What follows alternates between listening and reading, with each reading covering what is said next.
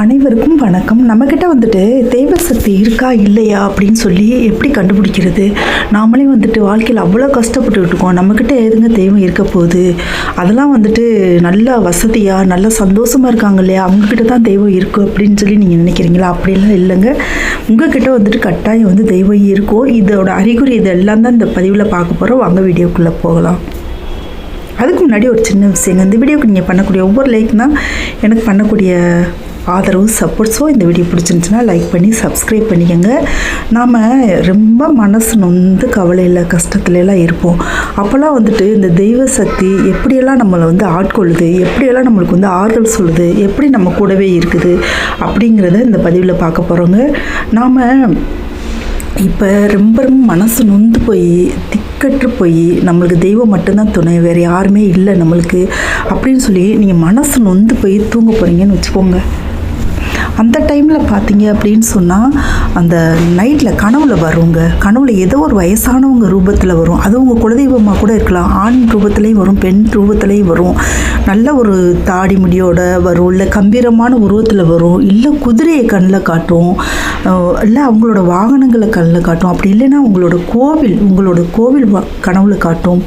இல்லையா உங்களோட இஷ்ட தெய்வம் கனவுல வருவாங்க. இப்படி ஏதாவது ஒரு உருவத்தில், ஏதாவது மனிதர்கள் ரூபத்திலையோ இல்லை தெய்வங்கள் ரூபத்திலையோ உங்ககிட்ட வருவாங்க. உங்ககிட்ட வந்து ஏதோ சொல்ல வருவாங்க, இல்லை சும்மா அமைதியானாலும் வந்துட்டு போவாங்க.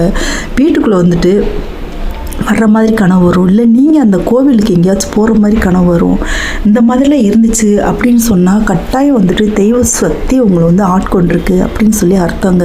இந்த தெய்வ சக்தி கூட இருந்தாலே பாருங்களேன், நீங்கள் வந்துட்டு நீங்கள் ரொம்ப மனசு வந்து அழுதுட்டு இன்றைக்கி பொழுது நான் எப்படி கடக்க போகிறேன், இந்த வாழ்க்கையை நான் எப்படி ஓட்ட போகிறேன், இந்த கஷ்டத்துலேருந்து எப்படி மீண்டு வர போகிறேன் அப்படின்னு சொல்லி நீங்கள் துயரத்தில் இருக்கீங்களா? கட்டாயம் வந்துட்டு உங்களுக்கு ஏதாவது ஒரு ரூபத்தில், இல்லை மனசு ஆறுதல் தரும் விதமாக யாராச்சும் உங்ககிட்ட நேராகவே பேசுவாங்க. கனவு மூலம் மட்டும் இல்லைங்க, நேர்லையுமே யாராச்சும் பேசுவாங்க. இவங்க இன்றைக்கி வந்துட்டு இதை என்கிட்ட வந்து பேசுகிறாங்க அப்படின்னு கூட நீங்கள் சில சமயங்களில் நினைக்கலாம். இவங்க ஏன் நான் எதுவுமே உங்ககிட்ட சொல்லி, இவங்க எதுக்காக இப்படியெல்லாம் வந்து ஆறுதல் சொல்கிற மாதிரி பேசுகிறாங்க அப்படின்லாம் நீங்கள் நினைக்கலாம். சில சமயங்களில் டிவியில் வந்து சீரியல் ஓடிக்கிட்டு இருக்கலாம்.